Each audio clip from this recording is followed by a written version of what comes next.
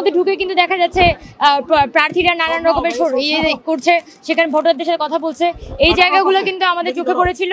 আমরা যেটা এখানে বলতে চাই যে এখানে আচরণবিধি লঙ্ঘনের যে ঘটনাগুলো হয়েছে সেটা যাতে নির্বাচন কমিশন আমলে নেয়।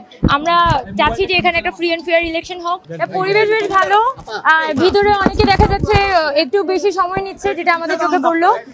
আদার দেন দ্যাট আমরা মনে হয় যে বেশ ভালো হচ্ছে, সারা পাচ্ছি স্টুডেন্টদের কাছ থেকে।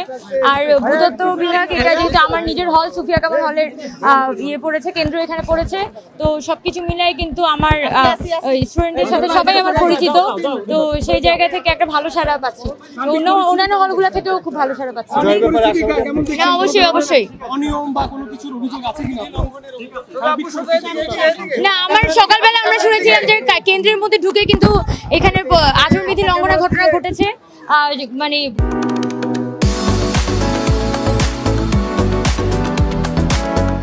কেন্দ্রের মধ্যে ঢুকে কিন্তু দেখা যাচ্ছে প্রার্থীরা নানান রকমের করছে, সেখানে ভোটারদের সাথে কথা বলছে। এই জায়গাগুলো কিন্তু আমাদের চোখে পড়েছিল। আমরা যেটা এখানে বলতে চাই যে এখানে আচরণবিধি লঙ্ঘনের যে ঘটনাগুলো হয়েছে সেটা যাতে নির্বাচন কমিশন আমলে নেয়। আমরা চাচ্ছি যে এখানে একটা ফ্রি অ্যান্ড ফেয়ার ইলেকশন হোক।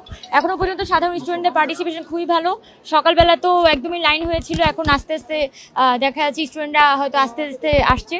সো সবকিছু মিলে আমার মনে হয় যে এখানে যদি সর্বোচ্চ এখানে 30,000+ আমরা কাস্টিং আশা করতে পারি। এখানে সকালবেলা আমরা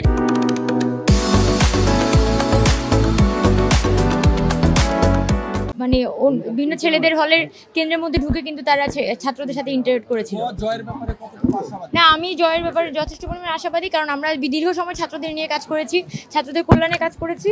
সো আমি মনে করি যে এখানে ছাত্ররা বেছে নিলে, যেহেতু এখানে অনাবাসিক এবং একই সাথে সাধারণ যারা নারী শিক্ষার্থীরা আছে তাদেরও অংশগ্রহণ অত্যন্ত বেশি, আমি তাই মনে করি যে ওভারঅল পার্টিসিপেশনটা ভালো।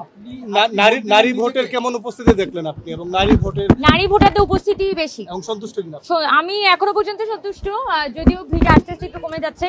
তো আমি যেটা মনে করি যে ভোটার কাস্টিং যদি 30,000+ হয় তাহলে এটা ভোট বলা যায় যে এটা হচ্ছে যে অন্যান্য প্রার্থীদের ক্ষেত্রে আমরা শুনেছি, আমাদের ক্ষেত্রে এটা হয়েছে যে পোলিং এজেন্ট গতকালকে রাতে 10:30 বাজে আমাকে পোলিং এজেন্টের লিস্ট দেওয়া হয়, এবং সেখানে যে পোলিং এজেন্টকে আমরা মেয়েদের কেন্দ্রে দিয়েছি তাকে ছেলেদের কেন্দ্রে দিয়ে দেওয়া হয়েছে, এক কেন্দ্রের পোলিং এজেন্টকে আরেক কেন্দ্রে দিয়ে দেওয়া হয়েছিল, এবং প্রচন্ড রকমের বিশৃঙ্খলা তৈরি হয়ে যায় সকালবেলা। এরপর যখন আমরা নির্বাচন কমিশনের সাথে কথা বলি তখন তারা বলে সকালবেলা তারা বিষয়টা সমাধান করবে। তো সকালবেলা পোলিং এজেন্টরা এসে দেখে যে কেন্দ্রের মধ্যে প্রচন্ড রকমের একটা বিশৃঙ্খলতা, এবং দেখা যাচ্ছে এখনো পর্যন্ত ভোট শুরু হওয়ার পরিবেশটা তখন তৈরি হয়নি। তো সবকিছু মিলে পরে দেখা যায় আমাদেরকে সশরীরে পোলিং এজেন্টদের বিষয়টি সমাধান করতে হয়, এবং বর্তমানে আমার যারা পোলিং এজেন্ট আছে তারা সবাই স্ব কেন্দ্রে অবস্থান করছে। আমরা দেখেছি যে অনেকেই করেছে, আমরা নাম বলছি না, তবে আমাদের চোখে পড়েছে যে অনেক প্রার্থীরাই এরকম নির্বাচনের আচরণবিধি লঙ্ঘন করে তারা কেন্দ্রের মধ্যে প্রবেশ করেছিল, এবং প্রবেশ করে তারা ভোটারদের সাথে ইন্টারেক্ট করেছে। পরবর্তীতে যখন নির্বাচন কমিশনকে এই বিষয়ে অবগত করা হয় তখন নির্বাচন কমিশন যেটা জানায় যে ভোট কেন্দ্রের আশপাশে 100 মিটারের পরে গিয়ে পর্যন্ত নাকি প্রচারণা করা যাবে, এই ধরনের কথাবার্তা আমরা শুনেছি।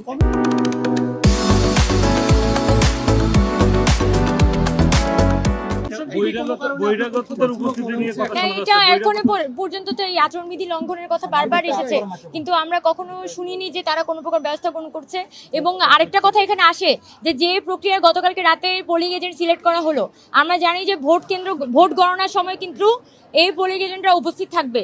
সেক্ষেত্রে প্রতিটা কেন্দ্রে যে পোলিং এজেন্ট, আমরা সবাই সকলের পক্ষ থেকে পোলিং এজেন্ট দিয়েছি, কিন্তু যে পোলিং এজেন্টরা শেষ পর্যন্ত সিলেক্টেড হলো, যারা বাদ পড়েছে তারা কিভাবে সিলেক্টেড হলো, আর যারা বাদ পড়েছে তারা কি প্রক্রিয়ায় বাদ পড়েছে সেটা অবশ্যই আমাদের জানা উচিত।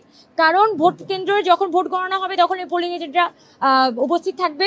সেক্ষেত্রে যদি কোনো পক্ষপাতিত্বের আভাস আমরা পাই তাহলে অবশ্যই আমরা সাংবাদিক ভাই বোন সবার সাথে যোগাযোগ করবো। এখনো পর্যন্ত তো আমরা যে যতটুকু ছাত্রছাত্রীদের সাথে ইন্টারেক্ট করেছি, বিশ্ববিদ্যালয়ের স্টুডেন্টরাই সব থেকে বেশি আছে, বহিরাগত আসার কোনো প্রবণতা আমরা দেখি নাই। তবে যদি আমাদের কাছে কান পর্যন্ত আসে, গতকালকে রাতে আমরা শুনেছিলাম যে অনেক বহিরাগত প্রবেশ করার চেষ্টা করছিল, যেটা আমাদের শিক্ষকরাই কিন্তু তাদেরকে আটকে দেন প্রবেশ পথে। সো আমরা মনে করি যে এবার মানে বিশেষ কোনো সমস্যা ছাড়া হয়তো আমরা একটা ফ্রি অ্যান্ড ফেয়ার ইলেকশন পেতে পারি।